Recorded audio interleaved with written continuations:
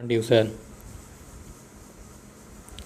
इसमें एक piezo electric material होता है जिसकी प्रॉपर्टी होती है कि अगर इसके साइज और शेप में हम चेंज करते हैं तो उसके सरफेस पे हमको पोटेंशियल डिफरेंस प्राप्त होता है, जिससे हम विद्युत धारा प्राप्त कर सकते हैं। क्या होता है कि जो पीजो इलेक्ट्रिक मटेरियल होता है उस पर जब हम मैकेनिकल फोर्स अप्लाई करते हैं तो चार्ज का डिस्ट्रीब्यूशन चेंज होता है।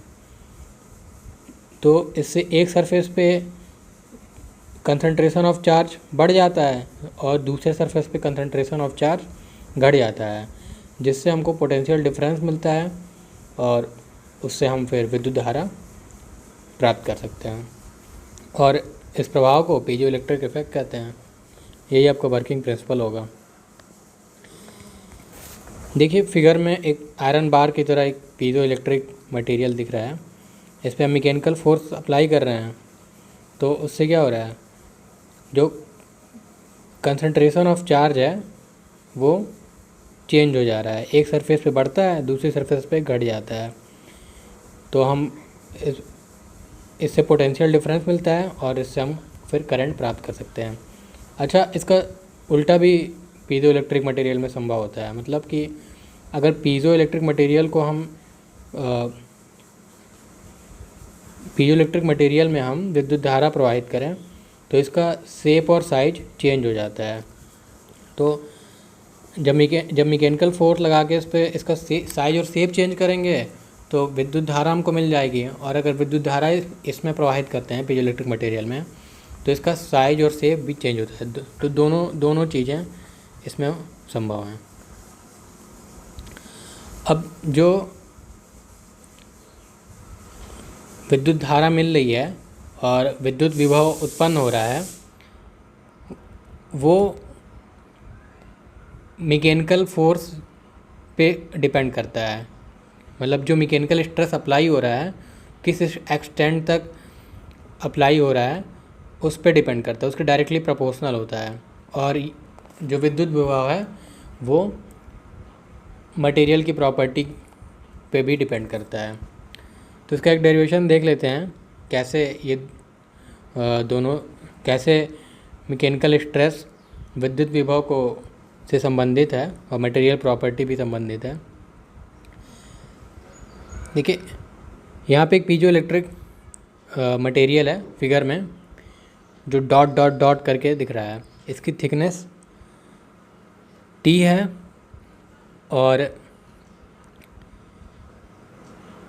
इसकी जो चौड़ाई है L है और चौड़ाई डेप्थ में B है।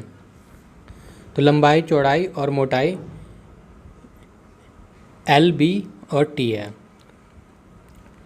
इसके दोनों सिरों पर हम इलेक्ट्रोड लगाए हैं जिस पे हम फोर्स अप्लाई करेंगे और इलेक्ट्रोड का हमने कनेक्शन दिया हुआ है वोल्टेज आउटपुट के लिए। अब हम दोनों सरफेस पे जो इलेक्ट्रोड है उस पर फोर्स अप्लाई करते हैं।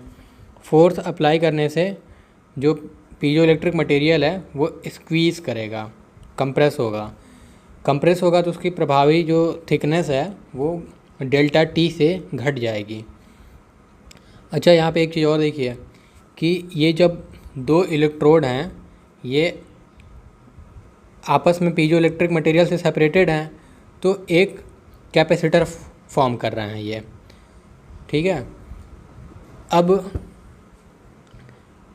हम मानते हैं कि Q जो है वो सरफेस पे पीजो इलेक्ट्रिक मटेरियल के सरफेस पे चार्ज है।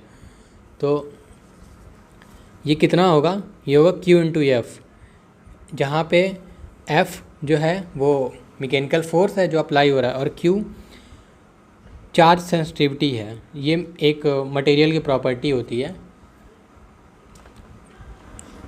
अब उसके बाद से हम जो स्ट्रेस और स्ट्रेन उत्पन्न हो रहा है पीजो इलेक्ट्रिक मटेरियल में उसमें रिलेशन जानते हैं कि यंग मॉडुलस किसी भी पदार्थ का स्ट्रेस और स्ट्रेन का रेशियो होता है। तो उससे हम इसका F की वैल्यू कैलकुलेट कर लेते हैं। फोर्स F कितना होगा, तो इसका इक्वेशन हम देख रहे हैं। अब इस फोर्स की वैल्यू को हम जो इलेक्ट्रिक चार्ज ऑन सरफेस ऊपर हमने जो Q capital Q equal to small q into F में पुट कर देंगे इसकी वैल्यू। तो कैपिटल Q की वैल्यू मिल जाएगी हमको, इलेक्ट्रिक चार्ज ऑन सरफेस। अब हम ये जानते हैं कि चूँकि जो इलेक्ट्रोड है पीजो इलेक्ट्रिक मटेरियल के सरफेस पे वो एक कैपेसिटर कंस्टिट्यूट कर रहा है। तो कैपेसिटर की कैपेसिटेंस का फॉर्मूला हम जानते हैं, A epsilon 0 K upon T, जहाँ पे A उसका एरिया है, ठीक है, जिसके परपेंडिकुलर डायरेक्शन में फोर्स अप्लाई हो रहा है। तो area equal to L into B होगा। एप्सिलॉन 0 परमिटिविटी है, परमिटिविटी ऑफ मीडियम के डाइलेक्ट्रिक कांस्टेंट है, और जो T है ये हमारा थिकनेस है। तो ये यहाँ पे देखिए कैपेसिटेंस को small e equal to A epsilon 0 K by T है, वो स्मॉल e नहीं होगा, कैपिटल C होगा, कैपेसिटेंस कैपिटल C। अब एक और फॉर्मूला हम जानते हैं कि आउटपुट वोल्टेज इक्वल टू होता है electric charge on surface upon capacitance. तो कैपेसिटेंस के फॉर्मूला से हम यहाँ पे वैल्यू पुट कर देते हैं, तो हमको आउटपुट वोल्टेज की वैल्यू मिलती है Q